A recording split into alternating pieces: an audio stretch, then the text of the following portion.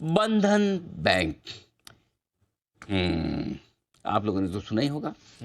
एक ऐसा बच्चा जिसका रिजल्ट आने वाला होता है और वो बोलता है पापा पापा रिजल्ट आने वाला है कल मेरा, तो पापा वहीं से पहले पिटाई शुरू कर देते हो चुकी बेचारे। अच्छा रिजल्ट आने वाला, बोला प्रीपेड होके ही जाते स्कूल है ना।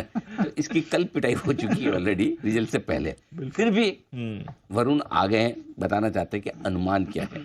वरुण बताइए क्या कुछ अच्छा करेगा बंधन बैंक। पापा सोच रहे फेल होगा, लेकिन हम नहीं सोच रहे फेल होगा अनिल जी। हमारा अनुमान तो ठीक ठाक नतीजों का है, क्योंकि इन्होंने जो अपने एस्टिमेट्स जो क्वार्टर 4 के अपडेट्स दिए थे वो ठीक ठाक थे, उसमें कोई खराबी नहीं थी। एडवांसेस 17.5% बढ़ के आए थे, डिपॉजिट्स में 25% के आसपास की बढ़ोतरी थी, कासा डिपॉजिट 18% बढ़ा था, कुल डिपॉजिट्स में 33% के आसपास की वाई बढ़ोतरी देखने मिली थी।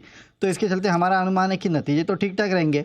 एनआई 9.5% बढ़ेगा, 2710 करोड़ पे आएगा, मुनाफा 10% बढ़ेगा, 890 करोड़। निम्स अब वैसे तो ये कंपनी लगातार बढ़ाते जा रही थी, लेकिन कुछ क्रेडिट कॉस्ट बढ़ेगा, उसके चलते निम्स शायद थोड़े बहुत दबाव में रह सकते हैं। 7.2%, 7 से 7.2% रहने का अनुमान है। एसेट क्वालिटी सुधरेगी, वहाँ पे भी कोई दिक्कत की बात नहीं है, लेकिन हाँ माइक्रो फाइनेंस कारोबार है तो वॉलेटिलिटी रहती है कारोबार में। तो लेट्स सी क्या होता है। और खासकर याद रखिएगा वो जो रिस्क वेट बढ़ाया था उसके बाद इन बैंक्स के लिए भी ओवरऑल जो कॉस्ट है वो थोड़ा बड़ा था और कैपिटल एडिक्वेसी पे उसका इम्पैक्ट भी पड़ा था। तो लेट्स सी क्या होता है, बट हाँ नतीजे ठीक रहेंगे, इतने कुछ खराब नतीजों का अनुमान नहीं है। नतीजों का कुछ खराब अनुमान नहीं है, बट स्टॉक में आप पिछले कुछ दिनों से काफी कमजोरी देख रहे हैं, और इनफैक्ट कल भी आपको काफी कमजोरी काउंटर ट्रेड करते हुए दिख रहा था। बंसल जी ने तो एक बेयर पुट स्प्रेड भी कल सुबह के शो में बनवाए थे। इस पर एक बार पालिया साहब से इसके चार्ट पर अपडेट भी ले लेते हैं। पालिया साहब जरा देखें और बताएं, बंधन बैंक कल की गिरावट के बाद आज थोड़ा संभलने की कोशिश कर रहा है, इसके लिए इंपॉर्टेंट लेवल्स आपको क्या दिखते हैं सर?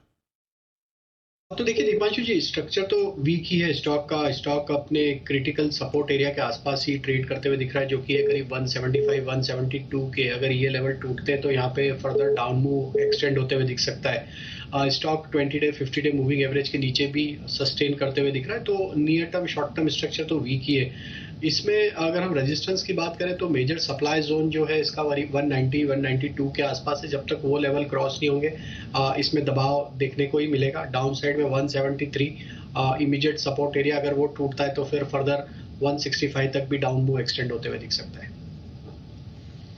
तो ये है आपके लिए बंधन बैंक, जहां पर आपको रखनी है नजर, इस पर भी करेंगे फोकस कल की